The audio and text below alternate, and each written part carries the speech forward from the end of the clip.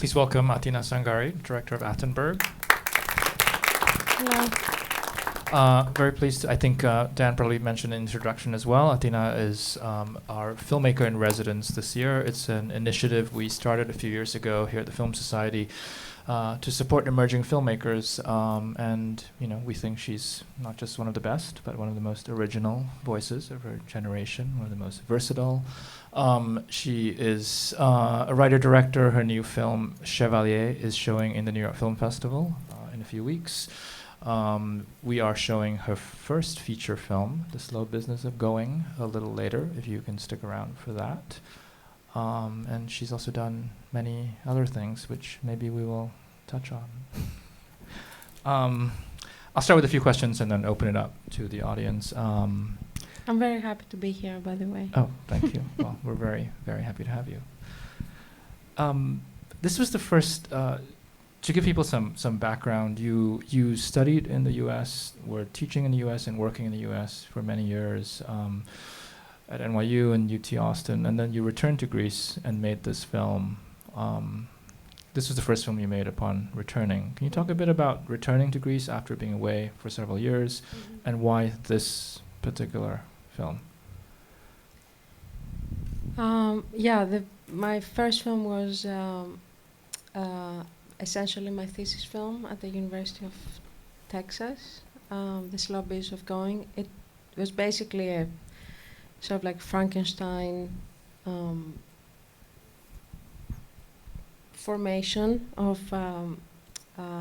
different experiments in genre, which were different short films that I did in as a film student, as a way to basically understand genre and at the same time learning how to work with friends in a very collaborative and intuitive and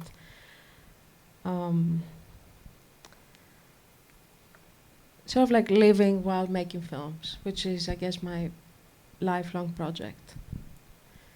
And that's extremely important in the way I work in every film.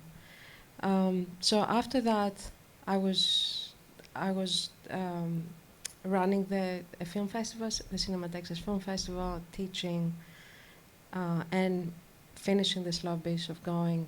And I was kicked out of the States because my visa had run out, and I went back to Greece, and I felt, I came into myself as a filmmaker in the States because growing up in Greece as a girl in the 80s you're not supposed to be a filmmaker. It's nothing prepares you for that. So I was watching films religiously, like everyone around me, because Greece is a fantastically cinephile country. We watch everything. But, I never thought that that's something that I could do for a living. I was working in theater primarily. So anyway, going back to Greece, I felt like completely an alien. I cried for a year. I hid under my blanket for a year. I didn't know what to do with myself until This Slow Business of Going was shown. It was, it had a limited release in Greece, and somehow it got an audience. And then at that point, the artistic director of the ceremonies of the Olympics saw the film, and somehow he thought that I would be the right person to do all the videos and the projections in the ceremony. And I said yes, completely terrified, because I would go from like a $15,000 budget to like a couple of million. But it was actually quite exciting to be engaged in a big spectacle that was created by essentially avant-garde artists, and address the idea of national identity in a completely like off-kilter way, but with a big budget. And it was a great experience. I took this money and with a couple of other filmmakers we created House Film, which is our production company. And we started making basically each other's films. And the first film we made was Kineta by Yorgos Lanthimos. And that was basically the beginning of all of us figuring out that there was a way, and I completely owe this to my training as a filmmaker here in the States. Because no matter what anyone says about America, there is truly an independent spirit. Like, you can really make something out of nothing if you really believe that, instead of waiting for the state or like for the sort of like national film center of your country to give you money. So, you know, being in Greece, I just realized that lots of filmmakers would make a great short film and then they would have to wait for like 10 years until they got funding from the Greek Film Center because they had to wait in line. So we figured out a way to basically make a film with nothing, and that's how, and also to work with each other, to have filmmakers working with each other creatively, being each other's producer. And that, you know, and at the same time, I'd never say that I'm a film director. I still have difficulty saying that. I prefer saying I'm a filmmaker because I don't really distinguish producing from directing or teaching or programming. To what extent would you say that this film was kind of a response to being back in Greece at that particular time? To every extent. Okay. Can you elaborate on that? Yeah. I mean, the films that I make, even Chevalier, which is a film just with a all-male cast, they're to a big extent autobiography. And by that I mean that, you know, if we as filmmakers spend more than half of our lives, and if anyone says the opposite, they're a liar, but, you know, until like at least 70% of our lives watching films, I believe that every film that we make is an autobiography because it refers to all of the films that we're watching that inform us as humans. So it's, you know, doing Attenberg after a long period where I didn't know that I was ready to direct a film, because I don't direct films to direct films. I have to have something that I feel very committed to, and that I really have something to say, that if I don't, I'm gonna burst. So, you know, part of it was my sense of alienation that I felt in my own country, that supposedly I was supposed to understand and feel very much at home, and I didn't. And I shot it in the town where I spent my first years of my life, and then the rest of the summers in the place where my dad actually as a young man got his first job. So part of it was that, and the other part was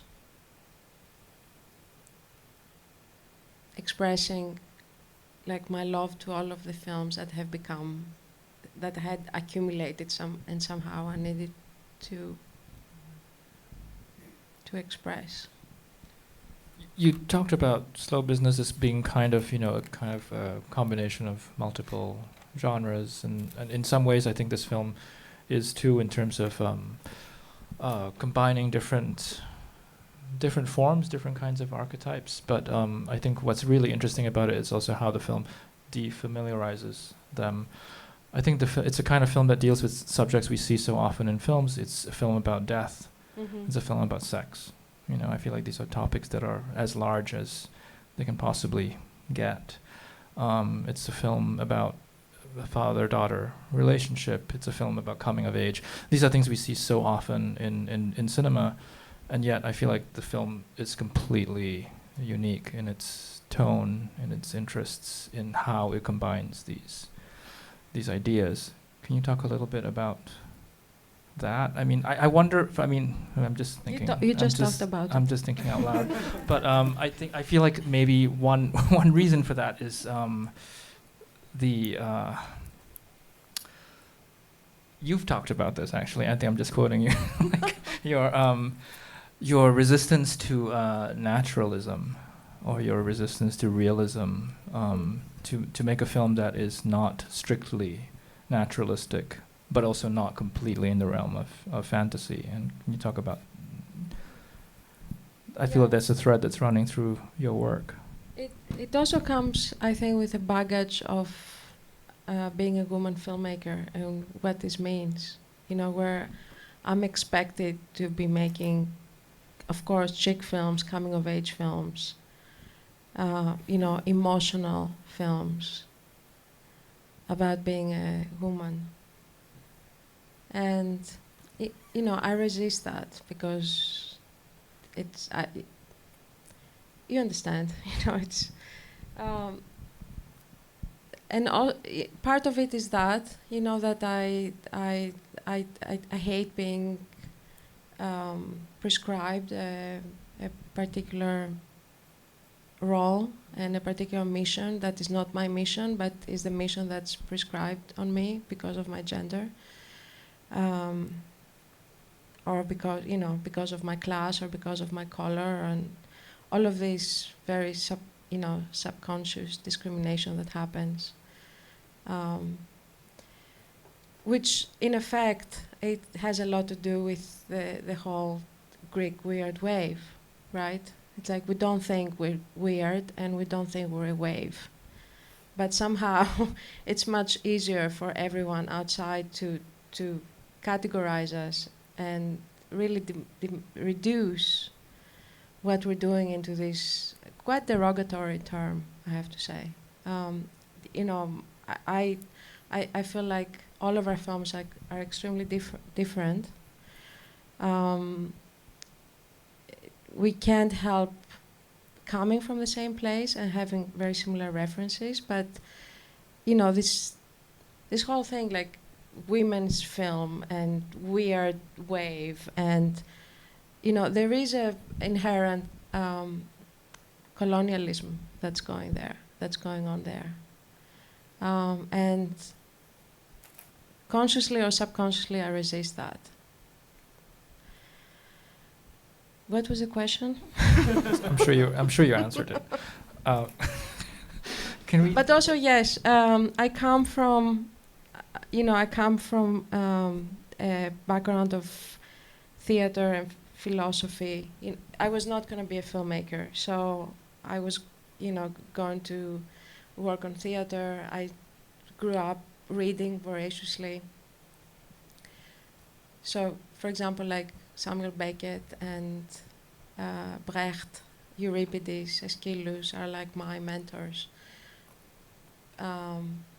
You know, and then came Billy Wilder and Howard Hawks and Cassavetes and Godard and Bresson, and somehow all of this combination created this thing that, as I said, it's part of our autobiographies are this amalgam of all these different humans who somehow have created. Given all the names that you just mentioned, can we talk a bit about performance and working with actors? I feel like the other thing that your film, especially Attenberg, resists is just the sort of the primacy of speech in cinema, and like trying to return it to the body, and how you've talked about how you don't believe in psychology, you're more interested in like biology and physiology, and that I think is very clearly connected to the sort of the, you know, obviously this is a film about, on some level, animal instinct, and you'd say a little bit about that and maybe connect in how it emerged from your theater background. Was that where it came from, your interest in Beckett? And yeah.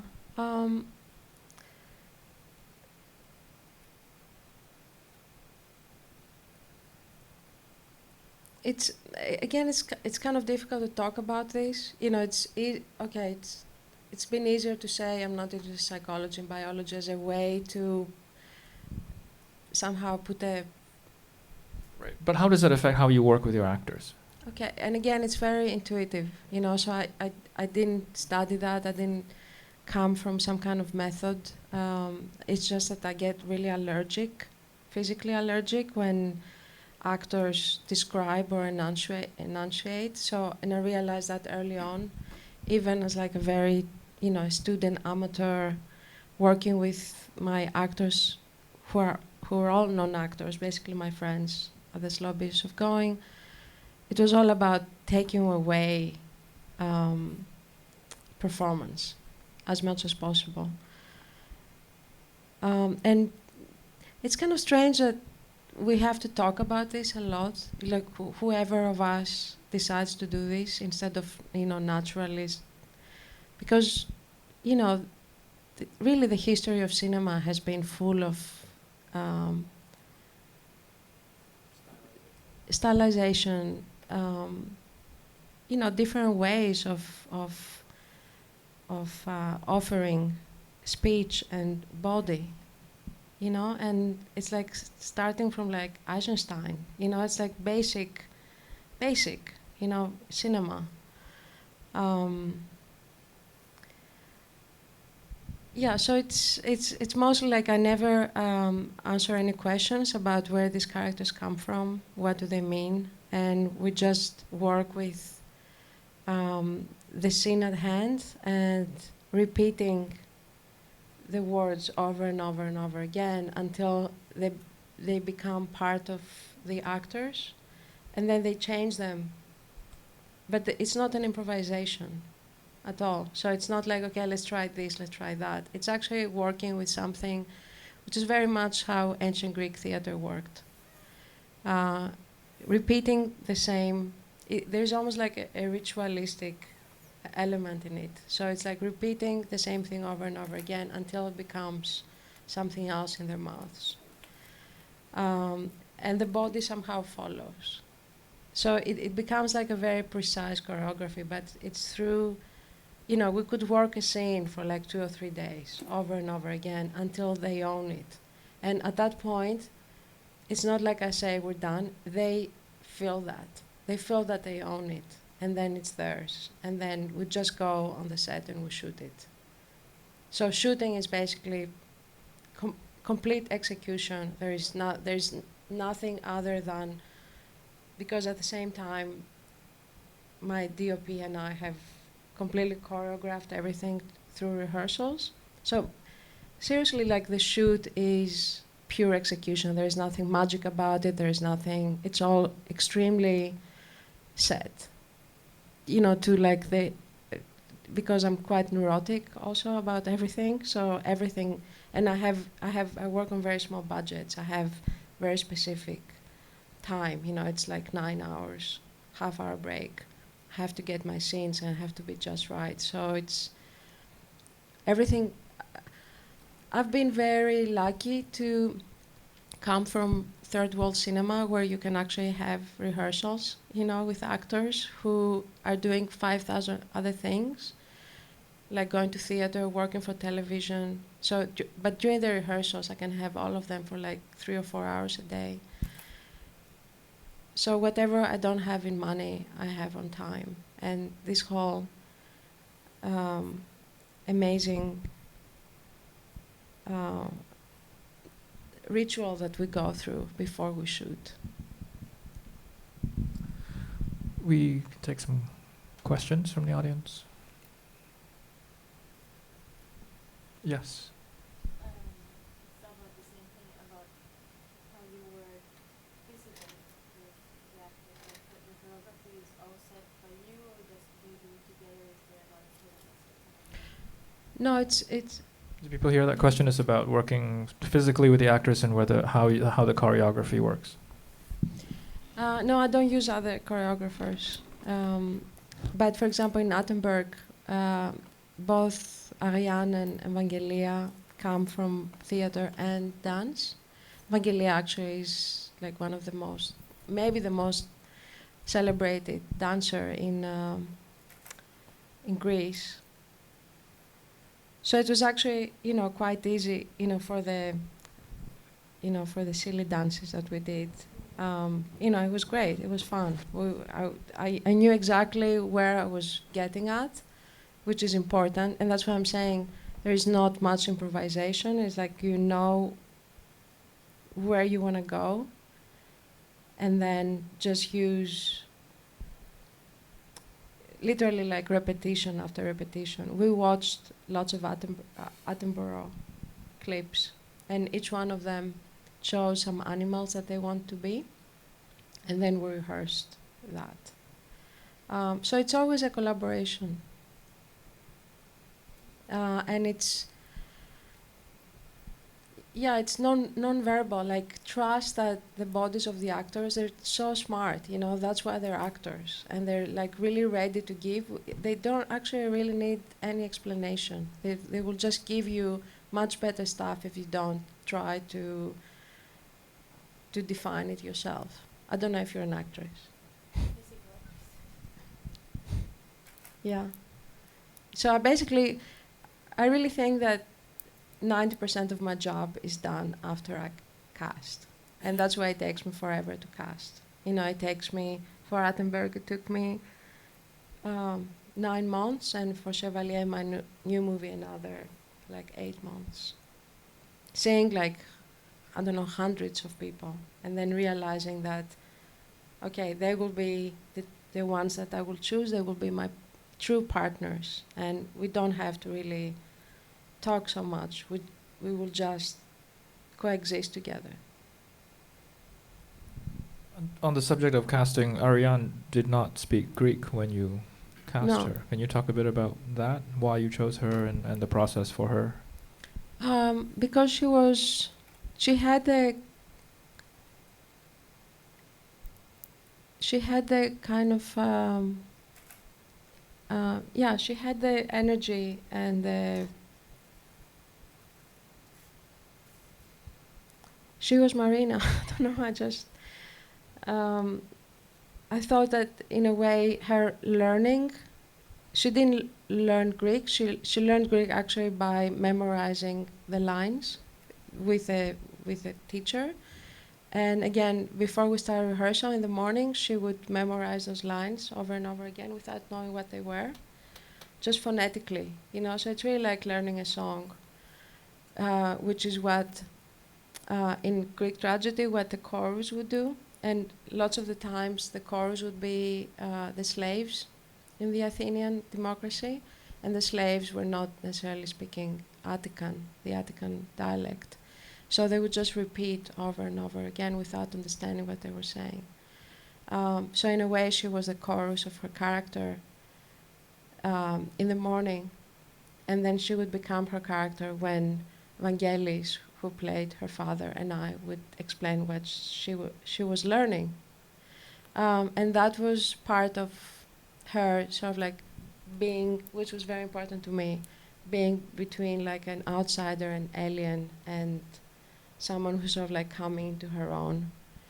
And I think that's what gave her speech. There's something about her speech that no Greek actor that I had auditioned could achieve. It's something very tender and at the same time quite scared and distantiated. And that's exactly what her character was. So it was amazing that. And then, her Greek is amazing now. She's completely fluent. Yep. Well, just kind of piggybacking off of the whole language, was there any thought behind whether or not you would shoot this in English or in Greek? No, absolutely not. Just Greek? No, that's a Greek film. It's funny because I am a native Greek from Cyprus, actually, and so there's a lot I found in the dialogue that was buried in that through some of the translation was kind of lost. Mm-hmm. Not lost, but little innuendos or kind of nudges that Mm-hmm. I think a native Greek speaker, someone who spoke Greek, would kind of... Yeah. I mean, I did the translation. And I really, I really tried. But yeah, of course, there's always, a big void there Yeah. in every translation work. Perhaps this is more of a brief comment. I have a Greek father, and I've talked about this father-daughter relationship with other women of my sort. And there is something you captured about the Greek father-daughter relationship that was very powerful for me. And I'm too fresh out of the film to articulate more. I didn't think about this, but I just wanted to congratulate you for having done that, for taking something what I consider very problematic and displaying it. It is a very problematic relationship. Agreed. Very good. Yeah, thank you. Hey,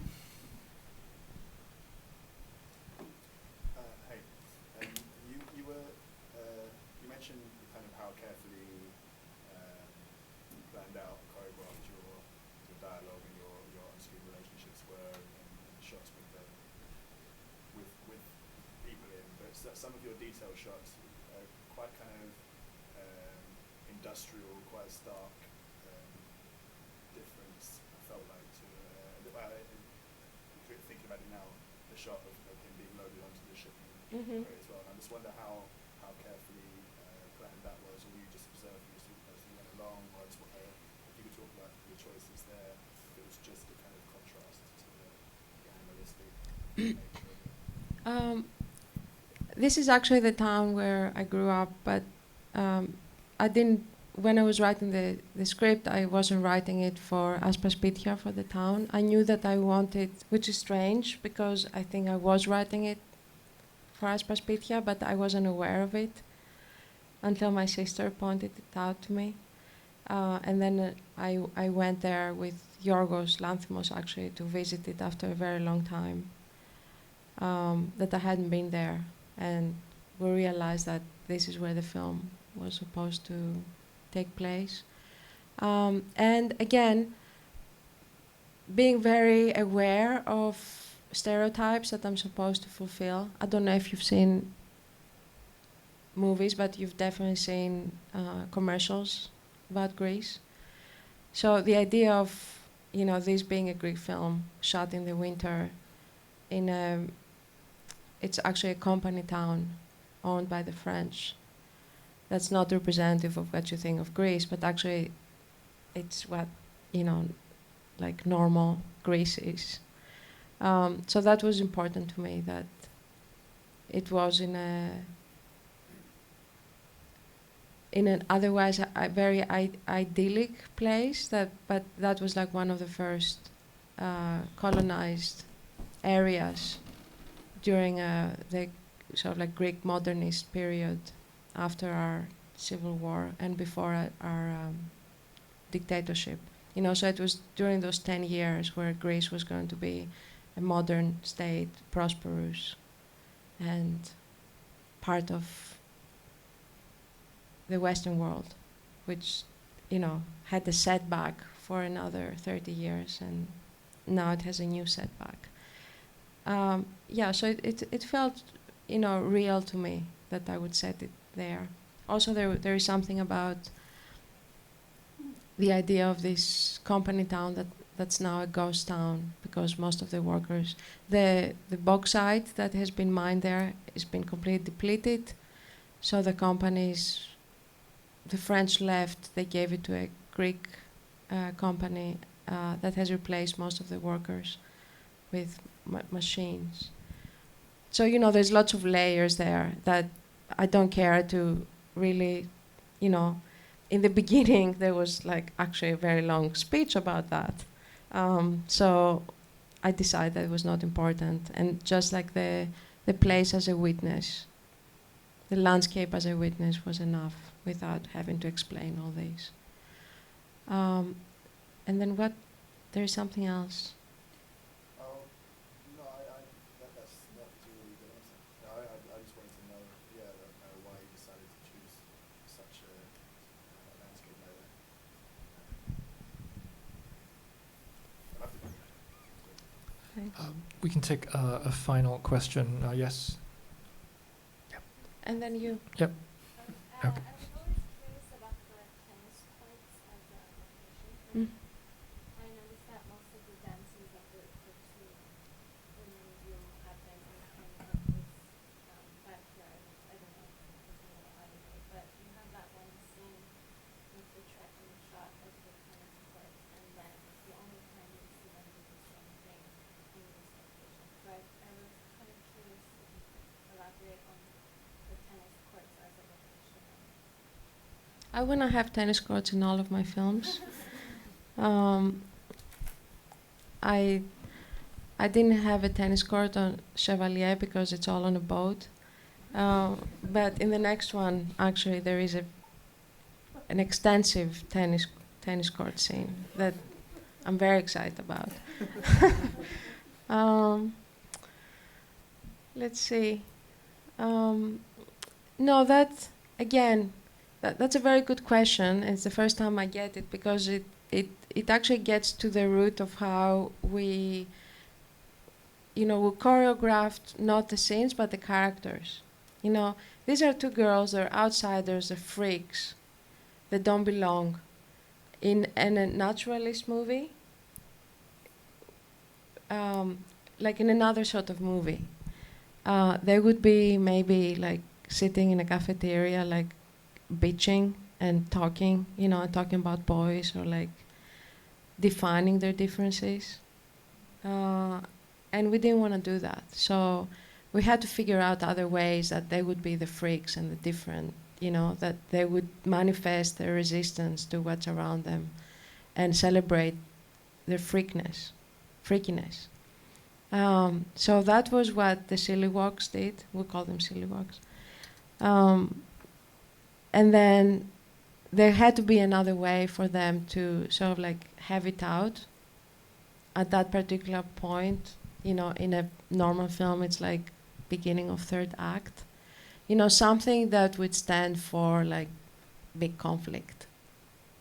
Where they bitch to each other. Why do you have the hots for my daddy? How dare you? Who did you fuck last night?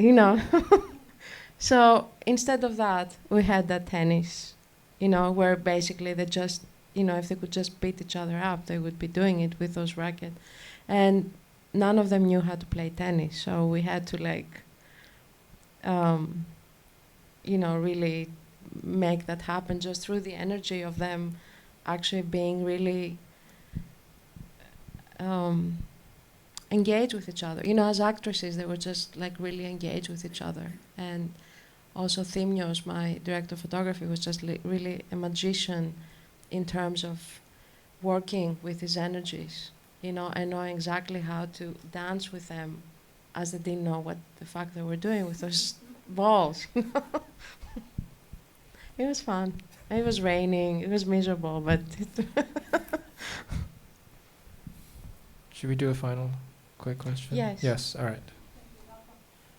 So I was very interested when you said about how when you do a scene over and over and so the actors own it. I was wondering how much of improvisation do you allow in the script, or you allow yourself to put in the movie once you're stuck with the script as it is, or do you allow actors to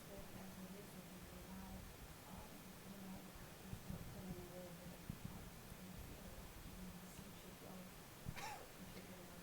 yeah, I mean, this happens, but this is what exactly happens, because in the end,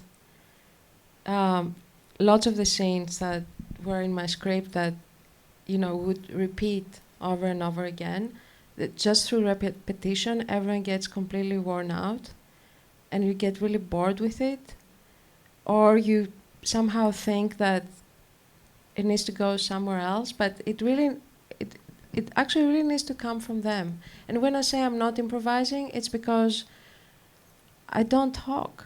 I don't say, okay, what if we try this, or what if we try that? I just let it all.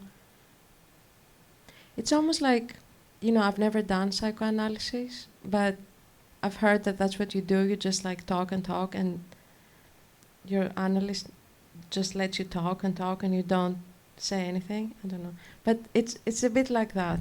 Like I don't really say anything. If it goes like completely like in the wrong way, I'm just gonna say stop, and let's take it from the beginning. But so in the end, yes, it's very much their thing, and that's why I'm saying though that it's so important how to cast, and that's why instead of spending 9 months rehearsing, I just spent 9 months casting, and then I spent a month rehearsing. And if I start making films with actors who don't, who can't afford this kind of time, or I don't have the budget to afford them to be rehearsing with them, casting will be my saving grace as a director. And being able to do this repetition thing in like speed date, like 8 minutes. No, but I mean there is this idea about improvisation that it's like anything goes, but because I've been reading obsessively how my sort of like my idols, my mentor directors have been working, and I just realized that there's very little of this like whatever goes and just like let's have fun and one day we'll come up with something or one moment. I think it's some kind of, again, like a very structured ritual where somehow we're on the same we're on a synchronicity that has happened though before we started because of the casting process. And usually when I really am I have the feeling for someone, maybe I audition them like 5 or 6 or 10 times before, and then I know and they know that they're with me too, because there's nothing worse than someone thinking that they want to work with you and then realize. So actually, it's as if I feel like I'm auditioning as much as they are, just to make sure that we know what we're in for. So they also ask me lots of questions, and I'm there with them, responding. We have to wrap it up, but if you can't stick around for The Slow Business of Going, it's very rarely screened film. We have a 35mm print, yours, I believe. And there'll be a few more opportunities to see Athina during the New York Film Festival. She'll be doing a talk, a free talk in the amphitheater, and of course we are showing her film Chevalier. So thank you all for coming, and we're delighted to have you here with us. Thank you very much, Lennox. Thank you very much for coming.